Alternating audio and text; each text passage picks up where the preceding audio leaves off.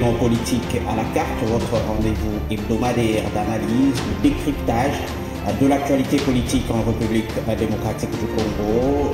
Ce soir encore, comme chaque semaine, nous sommes au rendez-vous pour éclairer, pour comprendre certains faits d'actualité et notamment en politique ici et chez nous. Aujourd'hui, nous allons en parler.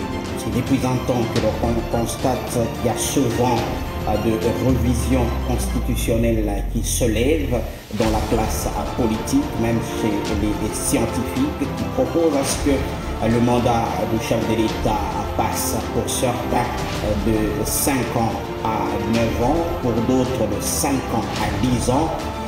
Question de permettre à ce que le chef de l'État puisse bien mettre en œuvre son plan d'action. Est-ce nécessaire actuellement, dans ce contexte aujourd'hui, de penser à une révision constitutionnelle, notamment touchant au nombre ou à la périodicité d'un mandat à la tête de la République démocratique du Congo? Nous allons nous poser toutes ces questions pour essayer un peu de comprendre tout cela. En deuxième partie de l'émission, vous le savez, le temps des élections est en marche. Pas plus tard qu'avant-hier, la Commission électorale nationale indépendante a procédé à l'appel à la convocation de l'électorat en ce qui concerne la présidence de la République. Donc éventuellement ceux qui veulent briguer la magistrature suprême sont peuvent déjà aller déposer leur candidature au niveau de la Commission électorale nationale indépendante. Vous le savez, il n'est que 4 mois qui nous séparent du 20 décembre, date des élections en RDC, mais autour de ce processus des élections, il y a encore des remue-ménages, il y a encore des contestations, il y a encore des inquiétudes par rapport à la fiabilité de ce processus, par rapport à l'inclusivité de ce processus. Pour certains, la Commission électorale nationale indépendante n'aspire pas à confiance. Vous avez suivi la sortie médiatique de l'Église catholique avec l'abbé Donatien Choulet, qui a utilisé même des mots pour certains forts en termes de la recherche de l'inclusivité. Nous allons essayer d'en parler, de comprendre tout cela aujourd'hui. Je suis en train de recevoir autour de cette table Adélard Koufi, vous le savez déjà, pour ceux qui peut-être pour la première fois vont nous suivre. Il est au cadre de Ensemble de Moïse Katumbi, mais aussi communicateur de ce parti politique. Bonsoir et bienvenue à vous. Bonsoir mon frère, bonsoir. C'est un plaisir de me retrouver. Et en face de vous, on va retrouver Lambert Moutebois. Il est cadre du parti AVRP, parti cher au ministre Mouindou Zangui, donc Union Sacrée, la majorité au pouvoir. Bonsoir et bienvenue. Bonsoir Narcisse, bonsoir également à mon co-débatteur de ce soir, Adélard Koufi. Bonsoir à tous ceux-là qui sont en train de nous suivre, le peuple congolais qui, pour l'instant, ont compris, bien entendu, l'élan de la démocratie instauré dans ce pays par le président de la République. Voilà, vous allez nous expliquer tout ça. Voilà, le décor est planté. Sans plus tarder, nous allons débuter avec la toute première question. Aujourd'hui, on parle donc de ce vent qui se lève avec toutes les propositions de révision constitutionnelle. Je commence avec vous, Lambert Moutebois. Question simple, comment vous trouvez cette démarche de révision constitutionnelle? Merci beaucoup Narcisse. Je crois que pour nous, personnellement, je peux répondre en tant que peuple congolais d'abord, parce que la Constitution, c'est une constitution de la République démocratique du Congo, bien entendu. C'est la loi, c'est la Bible même qui nous oriente, comme tout chrétien. Il y a des gens qui veulent toujours recourir à la Bible en tant que chrétien pour essayer un peu de réguler leur mode de vie, mais également de s'inspirer des belles paroles pour aussi être un exemplaire, être exemple dans la société. Et donc, pour la Constitution, moi je trouve que si on doit toucher, on doit réviser la Constitution, c'est juste dans l'unique objectif de garantir l'intérêt communautaire. Laisse-moi vous dire que la Constitution de la RDC, c'est depuis février 2006. C'est depuis février 2006 que cette Constitution a été mise en place et on a principalement commencé à l'utiliser. Mais si je regarde de 2006 jusqu'en 2023, ça fait maintenant 17 ans. Ça fait maintenant 17 ans que cette Constitution de la République existe. Et par rapport à ma petite analyse, je crois que si on peut revenir en 2011, Joseph Kabila Kabange a principalement pour l'intérêt communautaire cherché à pas violer, mais à réviser certaines dispositions de cette loi par rapport aux sanctions qui devaient attribuer aux gouverneurs et également aux différents présidents des assemblées provinciales. Parce que déjà, à son temps, on avait soulevé ce problème et il y avait des gens qui, principalement, déjà voulaient brandir l'article 220 de la Constitution pour dire non, on ne peut pas, principalement chercher à vouloir modifier certaines dispositions, beaucoup plus pour les gouverneurs et les présidents des assemblées provinciales. Alors, pour l'intérêt du pays, pour l'intérêt de la nation, Joseph Kabila Kabange a été obligé, principalement, d'appliquer une mesure sanctionnant les gouverneurs, certains gouverneurs, mais également certains présidents de l'Assemblée provinciale. Mais est-ce que... et je suis en train principalement de chuter. Je dis pour l'intérêt communautaire, pour l'intérêt du pays, il fallait principalement appliquer. Et j'ai commencé par dire que la Constitution, pour ceux-là qui prient, c'est comme la Bible, bien entendu. Et donc, à la différence de la Bible, on nous a donné avec des textes, avec des versets, on ne sait plus encore chercher à vouloir contredire. On peut interpréter, mais on ne peut jamais ajouter. Vous comprenez? Parce qu'on va vous dire que ce sont des écritures saintes. Mais la Constitution, elle a été analysée par les personnes, par des hommes. Mais les gens doivent être aussi limités par rapport à leur intelligence. Je dis, en 2006, on a mis en place notre constitution. Aujourd'hui, nous sommes en 2023, 17 ans. Est-ce que doit-on toujours rester avec les mêmes? Mais si on trouve que, pour gain de cause, tel article, pour l'intérêt communautaire, il y a une probabilité de reviser, justement, de commun accord avec ceux qui nous représentent au niveau de l'Assemblée nationale, ce sont des députés. C'est le travail réservé aux députés qui, principalement, nous représentent. Ils peuvent travailler et aussi émettre leurs avis. On ne peut pas dire que non, cette constitution, elle restera telle qu'elle jusqu'à la fin du monde. Donc, je suis favorable, mais également, pour moi, que les gens ne pensent pas que si on doit tenter de résoudre ce problème, c'est pour l'actuel chef de l'État. Non, il n'est pas éternel. Notre chef n'est pas éternel. Il doit remplir ses mandats normalement, mais la décision restera pour tout le monde. Même pour Adelard qui sera aussi président de la République en 2023, je ne sais même pas, même en 2028. Et donc ça sera pour tout le monde. Donner ses ambitions voilà. Pour la magistrature suprême. Adelard Koufouy, même question, comment vous trouvez cette démarche de vouloir modifier la Constitution maintenant?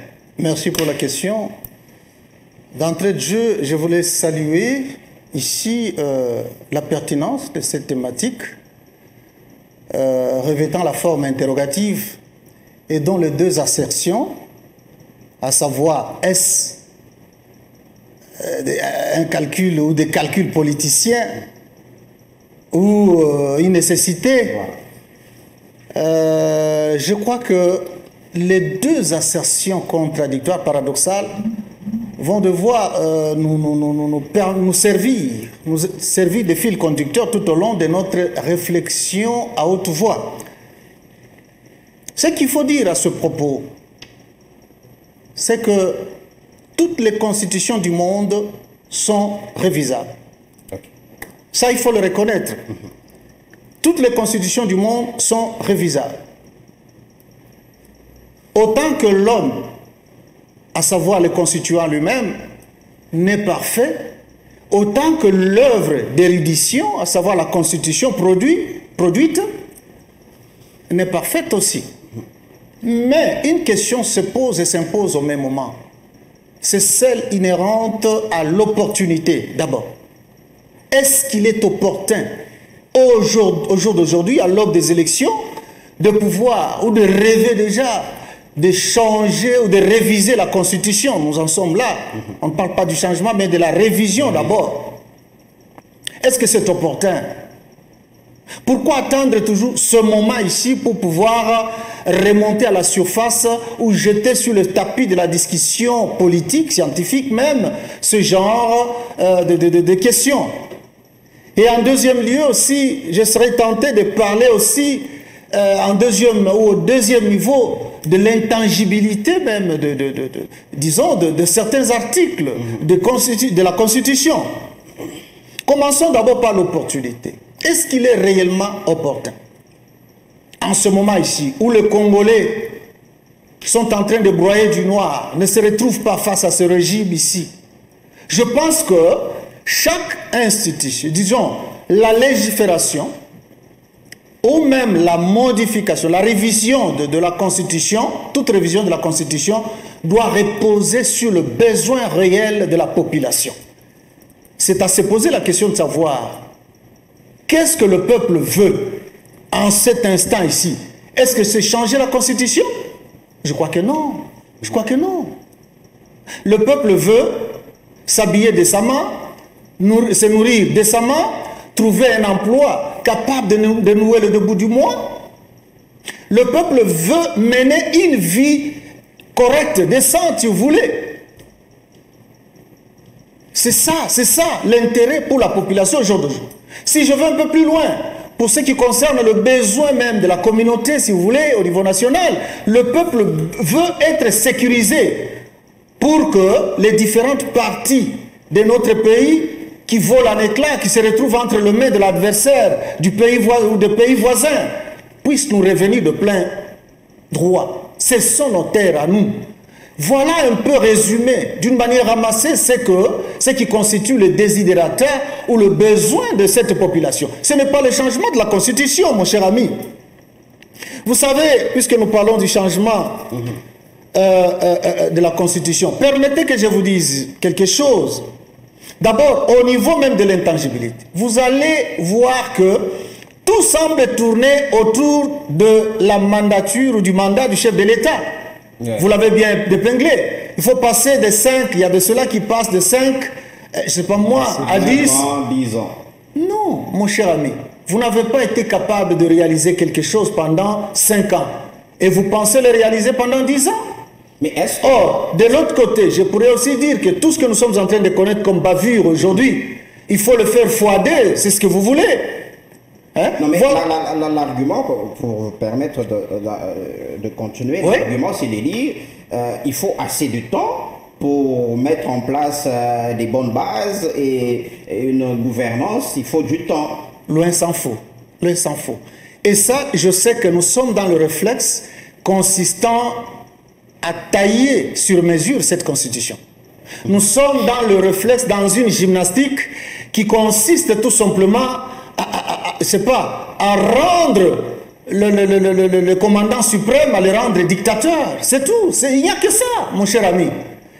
Je dois, pour la petite histoire, permettez que je vous rappelle. Oui, rapidement. Ça, c'est un débat des scientifiques, un débat tout à fait politicien. Pour la petite histoire, nous sommes au mois de mars 2014, un certain 31.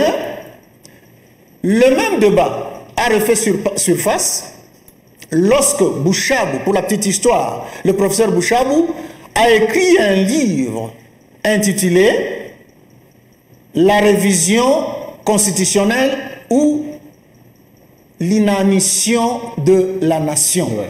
Et ça suscitait beaucoup de... Claude Machala, du PPRD, à cette époque-là, a essayé d'appuyer cela. Pour lui, il ne fallait même pas réviser la Constitution, il fallait aller au-delà.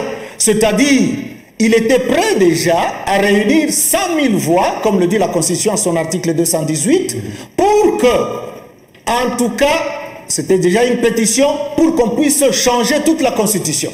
Très bien. Et les professeurs qui étaient autour de cette table-là, j'ai suivi, c'était sur Okapi, il y avait le professeur Gaspard Ngondankoy, constitutionnaliste.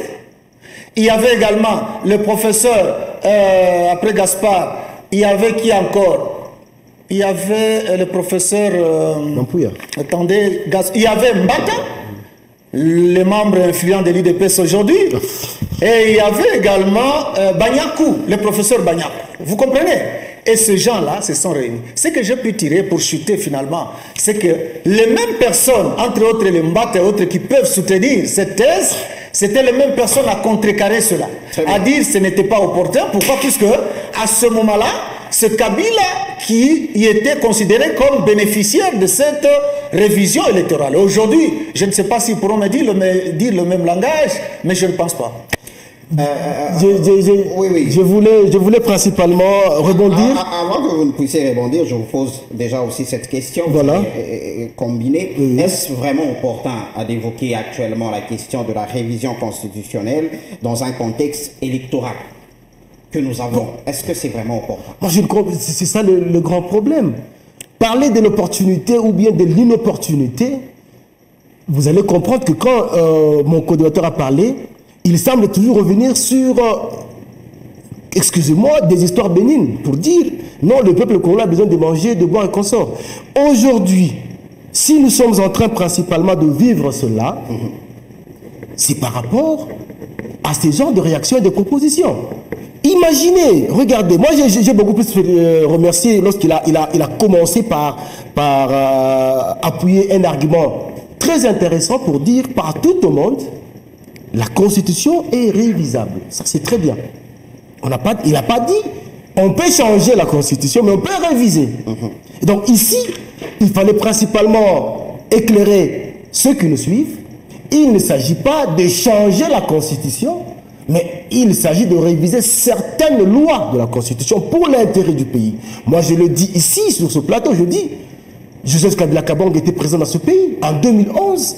C'était opportun, principalement, de vouloir aussi remettre dans la ligne de conduite, dans la bonne ligne de conduite, certains gouverneurs et présidents des assemblées provinciales qui pensaient réellement que, en étant élus au niveau de la province, vous avez beaucoup plus de garanties par rapport à la loi et par rapport à la Constitution. Et cela, lorsque c'était vraiment opportun, on a appliqué, et je crois que depuis ce temps-là, jusqu'à aujourd'hui, parce que ça continue, certains gouverneurs ont compris pour dire que non, bien que j'ai été élu, mais il y a une probabilité que je puisse être éjecté. Donc, alors, aujourd'hui, pour moi, j'ai dit, c'est là où devient un modèle pour...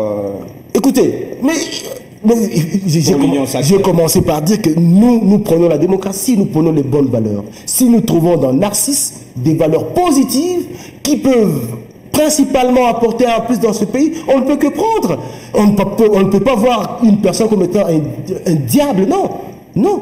Mais il a des points positifs qui aujourd'hui nous avons pris en compte. Il a eu aussi des points négatifs qui aujourd'hui nous sommes en train de corriger. Et donc, pour principalement chuter par rapport à son intervention, je dis, partout au monde, la Constitution est révisable.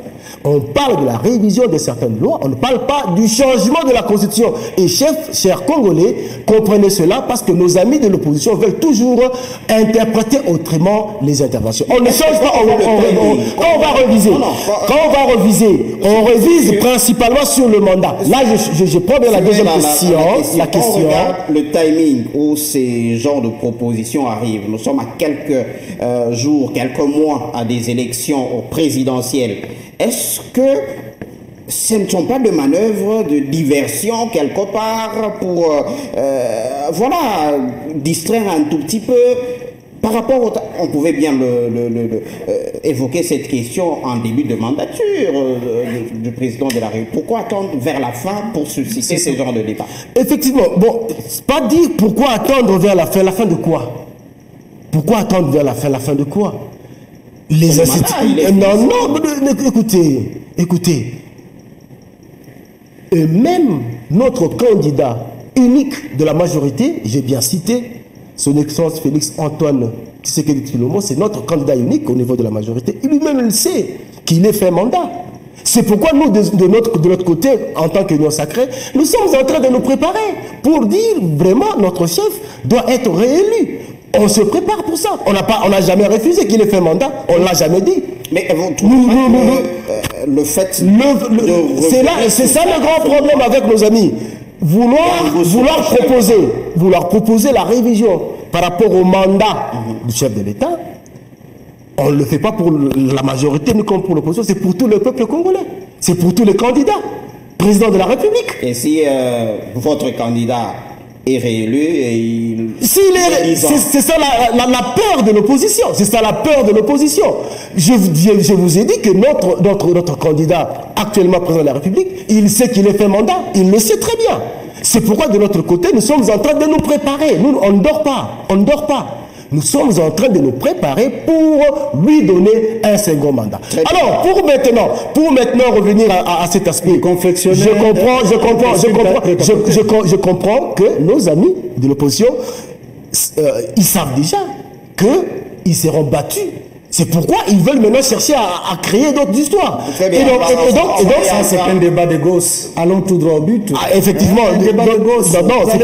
C'est juste vous allez battre quelqu'un sur base de quoi? C'est juste une parenthèse. Allez-y, allons tout droit au but. Effectivement. Alors, parler de l'opportunité, il est principalement opportun de vouloir aussi tabler sur ça. Il a parlé de l'insécurité, il a parlé de la vie sociale et autres. Mais regardez, pendant 5 ans, vous risquerez de rester dans des chantiers inachevés. Il faut principalement donner une grande opportunité de temps pour arriver à réaliser des projets. Je vais y revenir. Mais par rapport à l'opportunité, c'est important. Est-ce que, quelque part, vous ne trouvez pas que dans le contexte qui est le nôtre, en République démocratique du Congo, en Afrique, dans notre contexte, il serait mieux de donner un peu plus de temps à ceux qui dirigent pour que quelque part ils arrivent à mettre sur pied leur programme, leurs ambitions à la tête de l'État. Est-ce que quelque part, par rapport à notre contexte, c'est pas quelque chose qu'on doit quand même prendre en compte et vraiment y jeter un coup d'œil et réfléchir sur cette question-là? Sans doute que non. Sans doute que non. Chercher à allonger de 5 par exemple à 10 ans, c'est ajouter encore ces mêmes problèmes, ces mêmes bavures, ce même manque d'orthodoxie financière, ces vols, ces corruptions. Les faire maintenant x2, c'est accorder carte blanche à ce régime particulièrement. Pourquoi? Parce que même lorsqu'il semble nous dire que non, en tout cas, l'opposition a peur et tout ça, non, mais on parle État, on parle républicain, mon cher ami. Vous avez semblé dire non, c'est l'intérêt communautaire. Quel intérêt? C'est pourquoi je vous ai fait voir quel est l'intérêt pour le moment de la population. Ce n'est pas de changer la Constitution. D'ailleurs, pour la petite histoire, notre constitution, si disons de modifier, voulais-je dire, voilà, merci. Pour la petite histoire, notre constitution ici est mal appliquée. Il y a des points qui ne sont même pas appliqués jusqu'à aujourd'hui. Comment voulez-vous que, aujourd'hui par exemple, je dois vous dire que le problème est ailleurs. Aujourd'hui par exemple, il y a une marche du 20 mai. Cette marche-là, manifestation, qui a été demandé en bonne et due forme, vous connaissez les résultats vous-même. C'est-à-dire, on ne semble même pas reconnaître que la Constitution reconnaît un certain nombre de libertés fondamentales au peuple congolais. Mais est-ce qu'on est en train d'appliquer ça aujourd'hui? Pas question, on ne le fait pas. On ne le fait pas, on n'applique pas ça. Aujourd'hui, Katumbi, aussitôt après la marche du 20 mai, d'abord, en pleine marche, on a essayé de les tuer. Vous comprenez? On a essayé de les tuer. S'il vous plaît. Et ensuite, non, suivez-moi d'abord très bien. Je suis en train de faire voir quelque chose. Ça ne passe pas parce que là vous allez outre. Écoutez. Vous avez des preuves. Après le 21, le 22, il a préconisé d'aller visiter le peuple du Congo central. Chemin faisant, en pleine route, on ne lui a pas permis de pouvoir accéder à cela. Or, la Constitution reconnaît également non seulement les droits de manifestation, en son article 26, mais également aussi cette liberté de mouvement, de mouvoir, d'aller partout, dans tous les coins et recoins de la République, sans problème. Aujourd'hui, l'information à la une aussi, à Congo, alors que Madame la gouverneure venait de tenir son meeting, mais quelques jours après, on a mis quoi? Essayer de poser la question, de demander, c'est-à-dire il y a des engins lourds pour ne pas lui permettre de pouvoir atterrir. Des travaux en exécution. Des travaux en exécution, un jour après que madame puisse tenir son meeting à Congolo. Ça, c'est votre interprétation. Voilà, c'est votre interprétation. Je prends encore d'autres exemples. Mais mon cher ami. Rapidement. Lorsque vous prenez, vous prenez par exemple ce qui est à la une aujourd'hui, nos amis, les Wazalendo. Ils ont marché. Ils ont marché juste pour pouvoir manifester un sentiment quelconque, anti-MONUSCO. Mais ça se solde par mort d'homme. Combien? Donc un massacre, un carnage vraiment. Mais est-ce que c'est un problème de la Constitution? Donc vous comprenez que la Constitution n'est pas appliquée. Donc, ce qui importe, c'est d'appliquer la Constitution à sa lettre. L'opportunité là, n'y est pas du tout de pouvoir modifier la Constitution aujourd'hui. Je crois que ce n'est pas ça, ce n'est pas l'enjeu du moment. Ce qui importe, c'est quoi? C'est d'appliquer d'abord cette Constitution aujourd'hui, à la lettre. Malheureusement, le régime en place, décidément, a décidé de porter un coup de canif dans l'application de ces dispositions constitutionnelles. C'est pourquoi je m'inscrirai toujours en faux. C'est pas opportun. Ce qu'il faut, c'est l'homme d'abord qui doit changer. Ce n'est pas la Constitution. Moi, à la place, je proposerai à ce que le régime soit révisé au lieu de la Constitution. Merci. Merci beaucoup. Lambert Mouteboa, est-ce que aujourd'hui, on n'est pas, notamment la majorité, l'Union sacrée, n'est pas en train de revenir dans les mêmes erreurs qu'elle a décriées en étant à l'opposition il n'y a pas longtemps? Est-ce qu'aujourd'hui, on n'est pas en train de vouloir ériger Félix Tshisekedi en dictateur? En tout cas, pour nous, de l'Union sacrée, et aussi par rapport à la vision de notre parti, parce que notre autorité morale a accepté principalement d'intégrer cette plateforme électorale, qui d'ailleurs regorge des têtes élites, on ne peut jamais encourager notre candidat à emboîter ce chemin. Il est le modèle de la démocratie. Il vit la démocratie. Il a grandi dans le rouage de la démocratie. Je ne pense pas qu'un seul jour... Mais avec ces gens de proposition... Il ne sera jamais au grand jamais par rapport à cette... On le pousse à s'éterniser au jamais. Non. Vouloir étiqueter Félix Tshisekedi comme étant dictateur, c'est faux et archi-faux. Il est le modèle de la démocratie. Je reviens principalement par rapport à l'application de la Constitution. Monsieur Adelard a semblé relever certains actes pour dire, écoutez, on n'applique pas réellement 100% notre Constitution par rapport à la marche de l'opposition. Laisse-moi vous dire quand même, aujourd'hui, vous devez être quand même content. Par rapport, de quoi? Par rapport à l'attitude de ceux qui vous gèrent au pays. Parce qu'aujourd'hui, on est en train même de vouloir organiser des séances beaucoup plus, des séances citoyennes pour essayer à donner une orientation. Comment est-ce qu'on peut arriver à organiser une marche aujourd'hui? Allez à Kinshasa, vous allez voir. Donc, pour vous dire que ici, en République démocratique du Congo, mais Félix Tshisekedi, il est vraiment le modèle de la démocratie. Et aussi, par rapport... Est-ce que vous avez voulu faire l'apologie de Tshisekedi? Non. Parlons Constitution. Mais qui est le garant de la Constitution? Ah bon? Qui est le garant du pays? Mais est-ce que... Mais c'est le chef de l'État. Faut pas individualiser. C'est le chef de l'État. Est-ce que quelque part... Et moi, je voudrais justement dire à mon ami, la révision de cette loi, ça ne regarde pas Tshisekedi. Ça, c'est pour votre information. Est-ce que... On va parler du mandat du chef de l'État. On ne parle pas du mandat de Félix Tshisekedi, non. On parle du mandat du chef de l'État. Mais c'est aujourd'hui, merci beaucoup pour cette affirmation. Ça tombe parce qu'il est au pouvoir, mais il est au pouvoir fin mandat. Et donc, on se dit, et vous de l'opposition, et nous de l'union, de la majorité, réfléchissons d'abord sur la problématique, la quintessence de cette loi. Pour dire, écoutez, la RDC c'est un grand pays, à ne pas confondre avec le Gabon et autres. Nous avons nos réalités au pays, nous avons des grands problèmes au pays. Réfléchissons sur le mandat du chef de l'État par rapport au problème. Et on se dit, je voulais chuter. On a dit, ce n'est qu'une proposition pour dire, au lieu de 5 ans, prenons 9 à 10 ans non renouvelables. C'est-à-dire, on se dit, par rapport à cette loi ici, le mandat c'est 5 ans renouvelables. Et si on doit faire de petits calculs mathématiques rapidement, et donc, si un chef de l'État peut travailler valablement, il a 10 ans. C'est-à-dire, il a le premier mandat de 5 ans, et s'il est réélu, il a le deuxième mandat de 5 ans, et il a 10 ans. Alors on se dit, pourquoi ne pas directement songer, penser à ce que celui qui sera élu comme chef de l'État, qu'il puisse prendre le 10 ans au même moment, mais non renouvelable.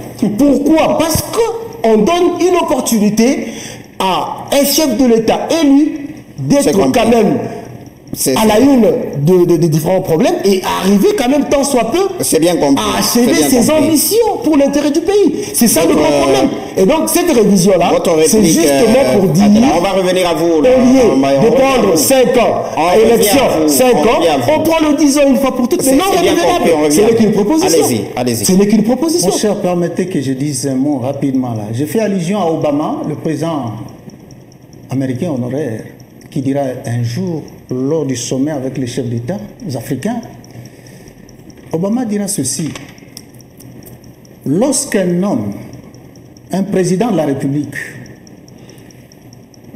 s'éternise ou met longtemps au pouvoir, la plupart de ses réflexes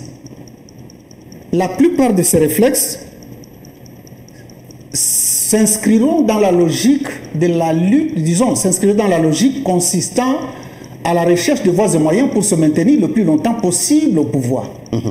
Ça, c'est Obama qui l'avait dit devant les chefs d'État africains à l'époque quand il les avait reçus lorsqu'il fut président de la République. Donc, est-ce qu'il faut une leçon pour ça? Et si ça va venir de l'extérieur? C'est qu'on n'a pas été en mesure de le faire pendant les 5 ans. Soyez rassurés, au nom du principe de continuité, que nous, en tout cas, il faut permettre à quelqu'un d'autre. C'est un principe administratif. Vous comprenez? Du droit administratif, la continuité. Je suis d'accord, la continuité. J'ajoute en disant ceci. Le problème de la Constitution, c'est d'abord un problème d'ordre générationnel. Or, vous l'avez bien fait, comme calcul là, tout calcul fait, notre Constitution à l'âge de 17 ans. Effectivement. 17 ans, c'est déjà une fille qui n'est pas encore majeure, qui est mineure, n'est-ce pas? Si vous l'enfermez dans votre chambre, vous avez des problèmes avec le juge. Vous comprenez? Ce n'est même pas une génération. Quand je dis la Constitution, c'est un problème d'ordre générationnel. Ici, nous avons une Constitution de 17 ans qu'on cherche à énerver, qu'on cherche à tripatouiller, qui n'a même pas encore fait une génération. Puisqu'à ma connaissance, à mon humble avis, une génération vaut 30 ans. Pourquoi chercher à l'énerver si tôt comme ça? Qu'est-ce que vous a fait? Le problème, c'est vous. Le problème, c'est le politique congolais. Le problème, c'est nous ici. La Constitution n'a rien à faire. Je vous dis, il y a eu un problème de 40%. 40% ici qui avait déferlé la chronique pratiquée à l'époque pour les ETD. La Constitution dit clairement qu'il faut, on doit procéder par la retenue à la source. Mais le politique congolais, le gouvernement central dira quoi? Non, il faut envoyer d'abord à Kinshasa, et c'est Kinshasa qui va vous rétrocéder. Mais les ETD jusqu'à aujourd'hui sont morts. Non, sur ce je vous dis, c'est pour vous dire que les ETD travaillent. Suivez-moi très bien, Lambert, suivez-moi. Accordez-moi ce petit moment. Ne soyez pas, il ne faut pas vibrionner pour autant. Donc, c'est pour vous dire que la grande maladie réside au niveau de l'application de nos lois. Très bien. Je suis de ceux qui pensent que dans nos tiroirs gisent beaucoup de lois, énormément de lois dans ce pays.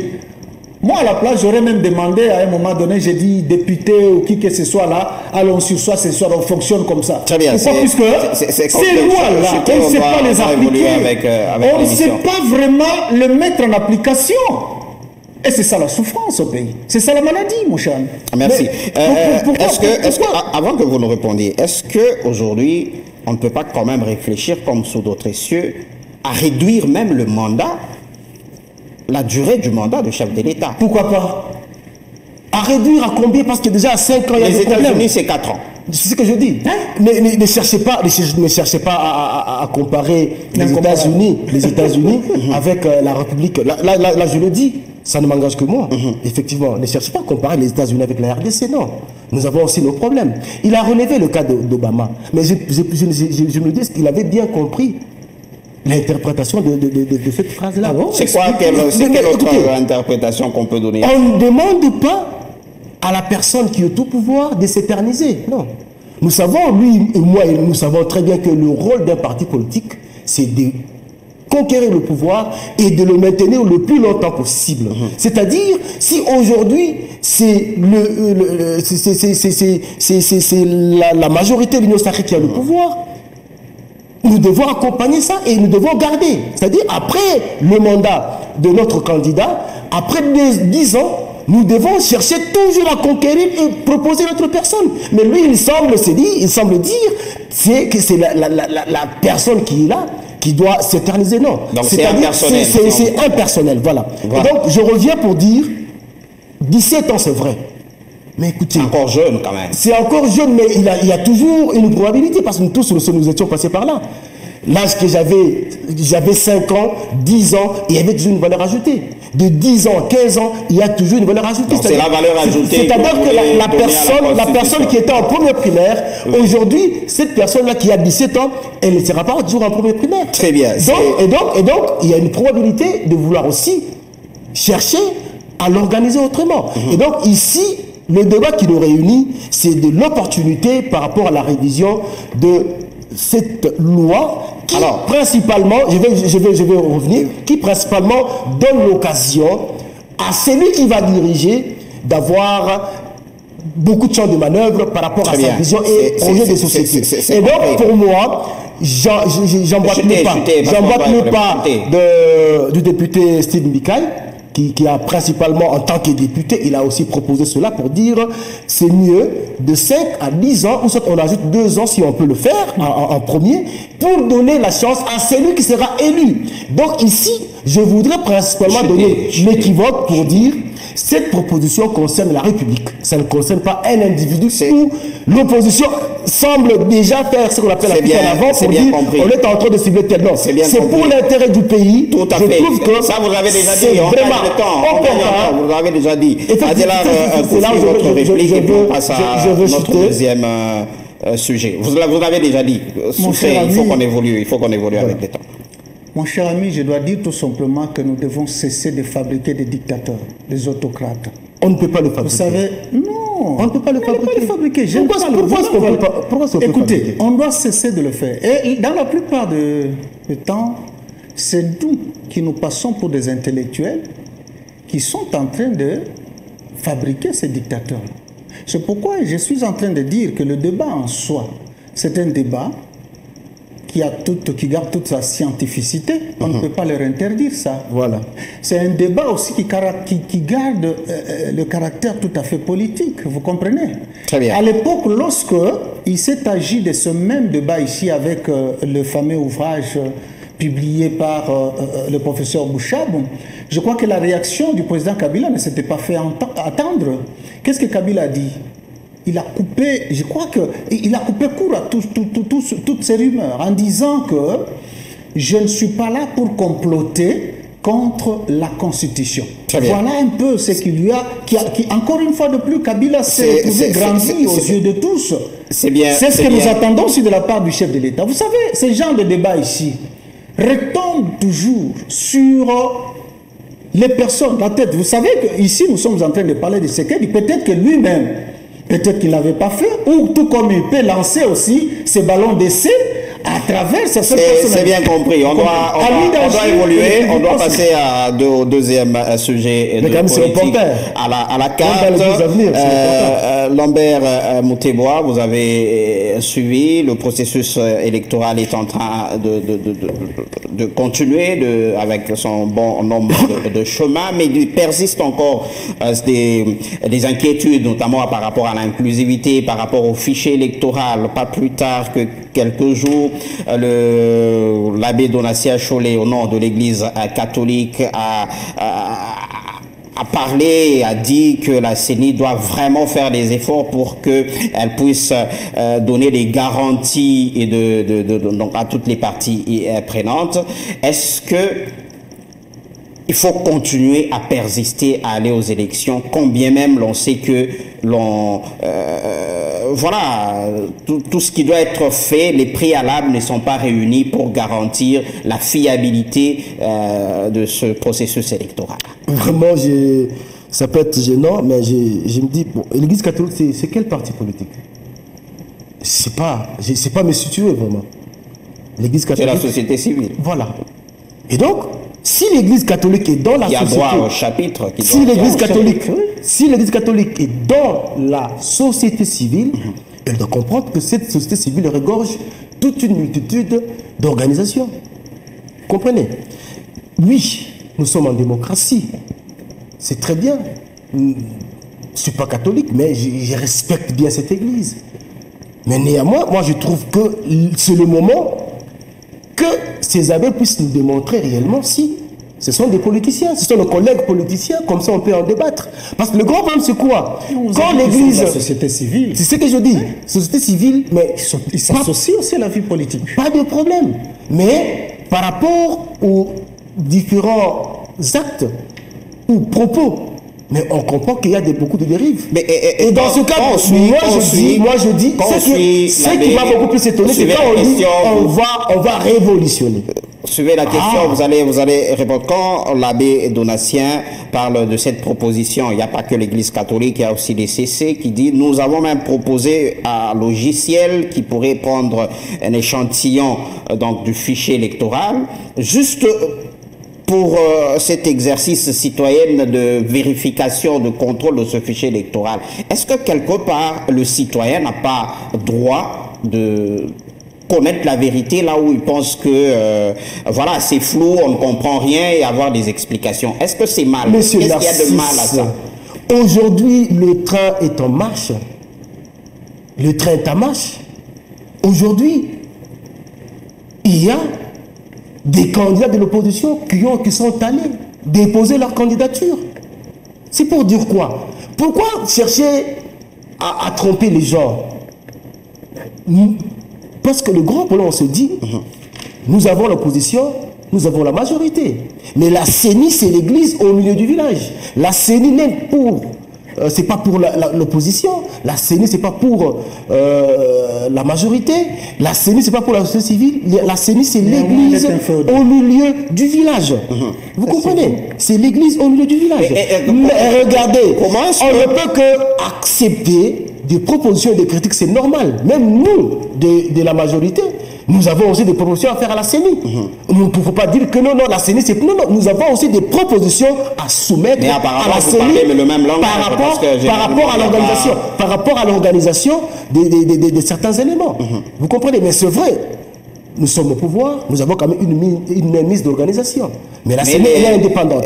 Et donc, aujourd'hui, vouloir revenir sur le problème de fichier, c'est une distraction parce qu'au niveau de la CENI, vous et nous avons suivi à la télévision le président de la CENI recevoir la MONUSCO pour ce problème, recevoir les membres de l'opposition pour ce problème, recevoir la société civile avec les églises pour ce problème. Et d'ailleurs, il y avait même eu une équipe pour auditer. Pourquoi il y a cette... Pourquoi aujourd'hui, maintenant, vouloir revenir sur ça? Suivez la question, il faut suivre la question et puis vous allez réagir. Merci. Pourquoi il y a... L'opinion a tendance à voir que l'Union sacrée et la CENI, généralement, je ne sais pas si c'est par coïncidence, vous parlez un peu le même langage. On ne parle pas le même langage, pourquoi? Oui. Du moins, partout au monde, c'est celui qui est au pouvoir qui appuie les élections. Obama, il était chef de l'État puis candidat. Mais pour l'organisation, la sécurité et autres, Obama a mis sa main en tant que gouvernement. Très bien. Et donc, il faut comprendre que celui qui dirige, il a ce pouvoir d'accompagner. Le pouvoir d'accompagnement. C'est bien compris. Et donc, on donne la parole à Adélard Koufi. Oui. Est-ce qu'aujourd'hui, l'opposition, qui, dans une certaine mesure aussi, semble avoir des accointances avec cette société civile, notamment cette église catholique, est-ce que quelque part, vous ne trouvez pas que vous êtes en train d'aller dans des positions radicales et qui risquent d'embraser le pays carrément? Non. Quand vous dites, vous semblez affirmer, Mordicus, que l'opposition a des accointances, là, c'est trop dire, mon cher ami. Moi, parce que vous aussi, on sent que l'opposition, vous dites c'est un peu la même chose. Oui, laissez-moi un peu. C'est que l'opposition est en train de défendre comme cause. Oui. Je crois que ça rime avec la justice, ça rime avec l'idéal poursuivi par l'Église catholique. C'est pourquoi, à un moment donné, nous nous retrouvons comme si on était en train de courir derrière la même lièvre, si vous voulez. Ici, d'abord, je salue la lucidité et la détermination de M. l'abbé Chollet, pour avoir dit haut ce que les autres pensent tout bas. Lui au moins l'a dit, même s'il l'a dit en des termes crus qui peuvent froisser certaines susceptibilités, mais au moins il a eu le courage de le dire. Vous savez, Narcisse, Lambert, partout au monde, les élections constituent le baromètre politique. Vous comprenez? Les élections, surtout chez nous ici en Afrique, ne sont pas du tout loin de constituer le point névralgique de différents régimes. Puisque lorsque les élections sont mal ou presque pas organisées, sachez que ça suscite beaucoup de remous, de manque de légitimité, des crises de tout acabit, de tout genre. Et vous verrez que même des embrasements, ce qui a amené même M. l'abbé Chollet, avec l'œil futuriste, il a vu déjà le danger pouvant survenir lorsqu'on n'arrive pas à auditer. Il n'y a pas de danger. Il n'y a pas de danger. Pourquoi? Lui, il est prophète aussi. Laissez-moi parler. J'ai la parole. Ça va? Je vous en prie. Alors, Abbé Chollet est parti tout simplement d'une approche tout à fait comparative par rapport aux autres pays, en Afrique ici. Je n'aimerais pas citer le pays où vous avez vu des élections mal organisées et finalement, ce sont des crépitements de balles, des renversements de régime. C'est juste à côté ici pour ne pas le dire. Vous comprenez? Mais est-ce qu'il faut en arriver là? Voilà pourquoi il a parlé même en termes de révolution. Pourquoi? Puisque lorsque vous n'arrivez pas, vous gérez par défi. Lorsque vous n'arrivez pas à être à l'écoute des autres, surtout de l'opposition, les considérant comme vos ennemis, alors que les opposants ou l'opposition constitue une lampe témoin pour vous permettre de ne pas aller tomber dans les abîmes, à ce moment-là, vous êtes en train de faire fausse route pour rien et vous risquez gros. C'est dans cette optique-là. Une petite équation mathématique, je le résume. Les élections mal organisées, surtout ici chez nous en Afrique, créent des frustrations. Les frustrations, à leur tour, créent une fissure. Dans quoi? Dans la, comment dirais-je, une fissure, une fracture dans la cohésion nationale. Et après, lorsque la cohésion nationale vole en éclat, ça fait quoi? Ça fait maintenant des guerres, ça fait maintenant ça fait maintenant des situations de dissension, etc. Bien, voilà pourquoi nous ne cessons de le dire. Nous appuyons. Abbé Chollet s'est placé en amont des choses. En se plaçant en amont des choses, il a voulu. Il revient sur ce qu'il a dit. Très bien. C'est-à-dire auditer le fichier électoral. Il y a aussi, entre autres, permettre quand même ce débat. On ne peut pas aller aux élections, mon cher ami, dans ce climat.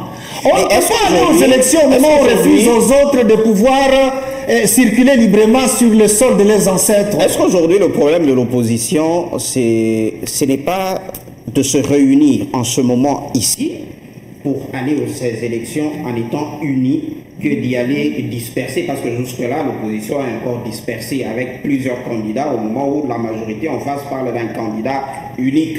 et à l'opposition, ce sont des fissures, c'est tel leader, tel autre. Est-ce que ce n'est pas le moment ici de se coaliser pour faire face à la majorité que de s'embrouiller avec la CENI? Bon, voilà, c'est la CENI, c'est la CENI, c'est la CENI. Très bien, l'unification de Oui. l'opposition. Question sans nul doute lapidaire, mais qui vaut tout son pesant d'or, n'est-ce pas? Moi, je pense que vous pouvez vous réunir autant que vous voulez, mais lorsque les jalons posés ne sont pas susceptibles de faciliter la réussite, lorsque le décor de la triche, lorsque le décor c'est pas moi, des élections chaotiques sont déjà placés, mais vous pouvez avoir votre opposant, vous pouvez avoir une opposition unifiée, mais sans obtenir gain de cause. Narcisse, ce n'est pas ça la solution. La solution, c'est de baliser d'abord le chemin. La solution, c'est de déblayer d'abord le terrain. Pourquoi? Puisque, quelle que soit l'unicité de l'opposition, avec tout ce que nous vivons, différentes institutions, ceux-là, quand vous prenez presque les gens qui entrent en ligne de compte en ce qui concerne l'organisation, la tenue des élections, tous viennent d'un espace géographique. Vous voulez dire quoi?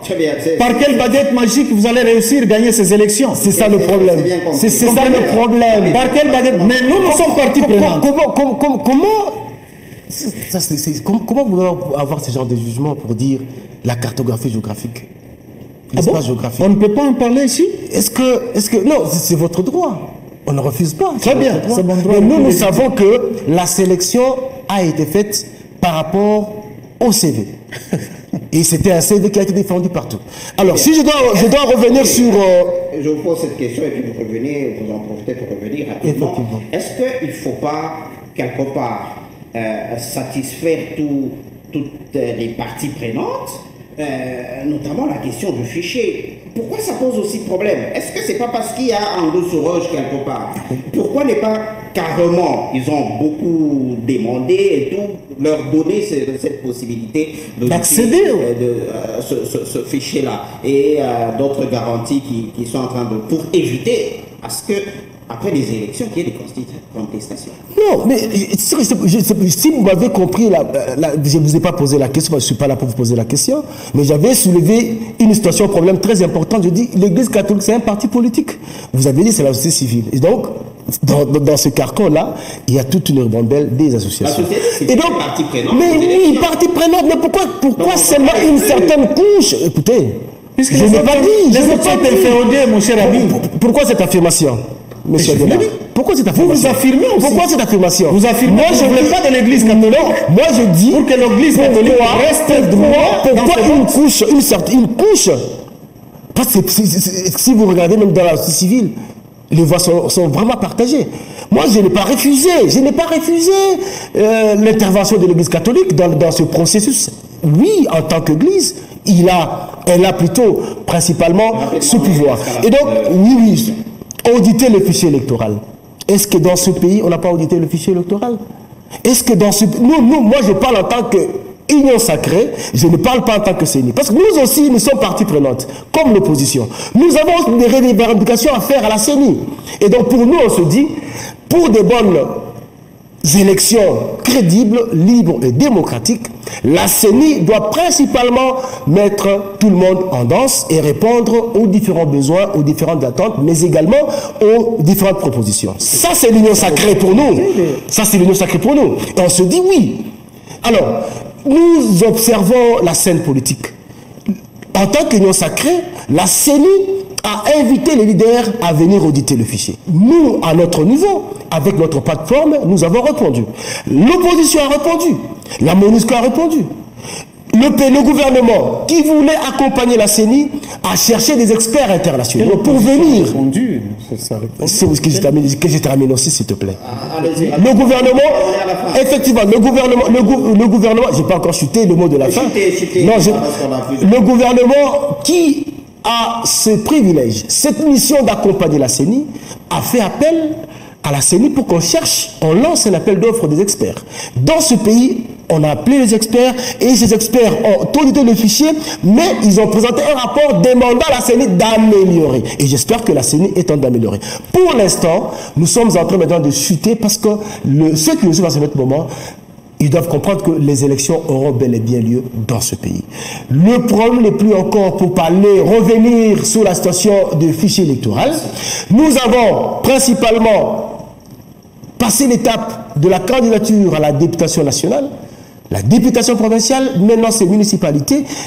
Au mois de septembre ici, c'est la présidence. Et donc, nous devons maintenant demander au peuple congolais de se préparer pour choisir le meilleur qui va vraiment, on reviendra sur, qui va principalement, c'est pas la campagne, qui va choisir, celui qui va nous diriger. Donc l'heure est aux élections, qu'on ne puisse pas nous tromper. On est à la fin, J'ai pas encore chuté, j'ai pas encore chuté.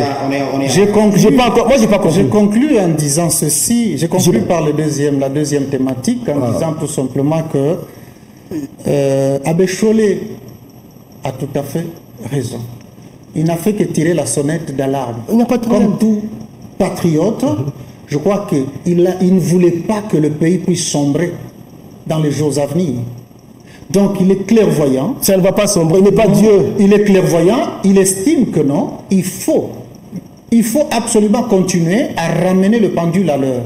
Lorsque je vais maintenant à la première thématique, effectivement. Et là je vais demander tout simplement à la classe politique, tout en reconnaissant leur liberté de pouvoir réfléchir sur des thèmes tout à fait indispensables qui concernent la vie politique, mais ils doivent à un moment donné éviter aussi de tomber dans des thématiques, de créer des débats qui ne sont pas du tout opportuns au jour d'aujourd'hui. Pourquoi? Puisque le peuple a ses besoins. Je conclue pour 5 secondes, 30 secondes, merci, pour la première thématique. Donnons le privilège à ceux qui nous représentent de vouloir réfléchir sur le mandat du chef de l'État. Et pour la deuxième thématique, l'Union sacrée n'est pas contre la proposition de l'Église catholique, mais laissons le temps à la CENI qui organise ces élections pour qu'ensemble, en tant que partie prenante, opposition, majorité, société civile, accompagnons la CENI avec des propositions convaincantes pour la tenue des élections dans ce pays et une élection crédible et qui sera aussi apaisée. À la fin de Politique à la carte de ce soir, je rappelle que j'étais en train de recevoir Adélard Akoufi au cadre de l'Ensemble pour la République de Moïse Katumbi, les communicateurs de ce parti politique. En face de lui, Lambert Moutibois, cadre de AVRP, parti cher à Moïndo Ozagui et ministre de l'ESU, enseignement supérieur universitaire. Voilà, merci à vous. Je suis aussi communicateur au niveau du communicateur, voilà, merci. Donc c'était un débat de communicateurs. Merci à vous deux d'avoir répondu à notre invitation. Merci cher Adila. C'était un plaisir. Merci. Et le rendez-vous est pris pour la semaine prochaine pour d'autres thématiques, pour d'autres sujets d'actualité en République démocratique du Congo. Restez fidèles au programme de Malaika Télévision. Au revoir. Merci beaucoup. Allez.